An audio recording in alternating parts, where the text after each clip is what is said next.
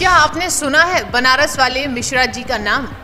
क्या जानते हैं आप उन विवादों के बारे में जिन्होंने उन्हें एक बार फिर से सुर्खियों में ला दिया है? ये कहानी शुरू होती है बनारस वाले मिश्रा जी यानी हरीश मिश्रा से, जो समाजवादी पार्टी के सशक्त नेता माने जाते हैं। हाल ही में उनका एक बयान सुर्खियों में आया। उन्होंने कहा था कि अगर बीजेपी वाले इतने अच्छे हैं तो फिर वो बनारस में विकास क्यों नहीं ला रहे हैं। इन्हीं शब्दों ने राजनीतिक बवाल खड़ा कर दिया। मिश्रा जी के इस बयान ने बीजेपी के खिलाफ एक तगड़ा हमला किया था। और फिर क्या था, उन्होंने सिर्फ बयान नहीं दिया बल्कि उन पर कई गिरफ्तारी ने इस विवाद को और भी बढ़ा दिया। मिश्रा जी ने आरोप लगाया कि बीजेपी सरकार ने उन्हें राजनीतिक साजिश का हिस्सा बना दिया। उनका कहना था कि उनके खिलाफ कार्यवाही सिर्फ इस वजह से की जा रही है क्योंकि उन्होंने बीजेपी के भ्रष्टाचार पर हमला बोला था। दरअसल मिश्रा जी की गिरफ्तारी के बाद समाजवादी पार्टी ने इसे राजनीतिक प्रतिशोध करार दिया। क्या ये कदम सरकार की ओर से सख्त राजनीतिक जवाब था या फिर मिश्रा जी की आवाज को दबाने की कोई साजिश? मेरे प्रिय परिवार, मेरा सभी सम्मानित देशवासियों, इस अन्याय के खिलाफ मेरा साथ दीजिएगा। मुझे काफी गर्व है कि 14 अप्रैल के दिन बाबा भीमराव अंबेडकर जी के संविधान दिवस के दिन मुझे अन्याय के साथ जेल भेजा जा रहा है।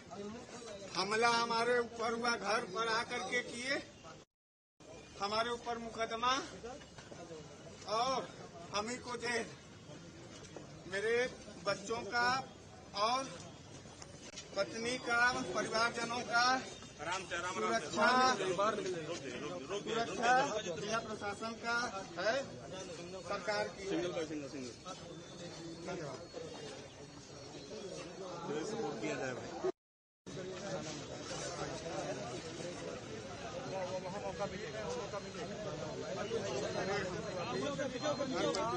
हरीश मिश्रा जिंदाबाद, जिंदाबाद।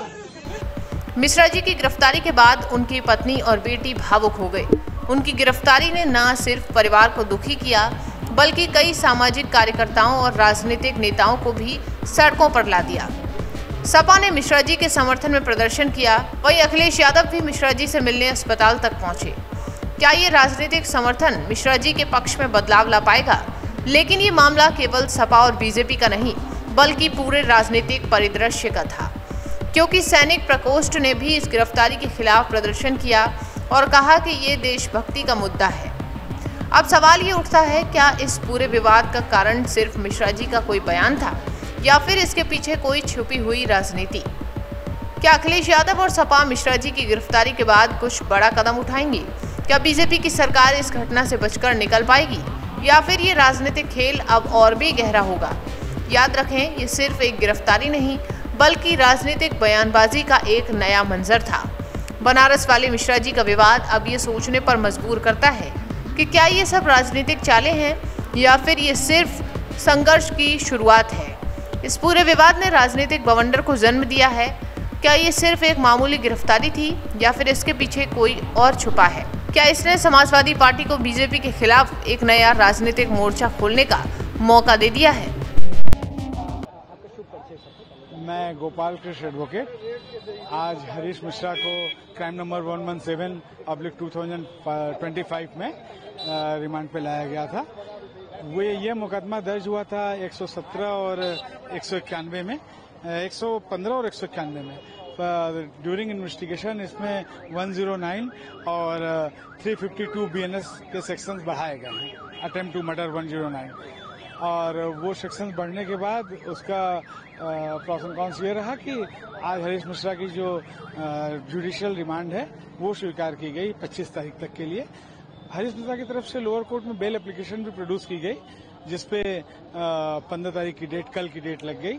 और हरीश मिश्रा की तरफ से एक और एप्लीकेशन प्रस्तुत की गई। चूंकि आज हरीश मिश्रा 2 दिन से पिछले SSPG हॉस्पिटल में एडमिट थे, आज जब उन्होंने वहां से उनको रिफर किया डॉक्टर्स ने ट्रॉमा सेंटर के लिए, उनके सर की जो स्थिति थी उसके न्यूरोलॉजिकल कुछ प्रॉब्लम डिटेक्ट हुआ उसमें, तो बाकी थॉरली अध्ययन करने के लिए और डायग्नोसिस करने के लिए BHU ट्रॉमा सेंटर में उनको रिफर किया गया। वो BHU ट्रॉमा सेंटर जा ही रहे थे, इस दौरान उसकी पुलिस ने अरेस्ट करके जुडिशियल कस्टडी ले ली।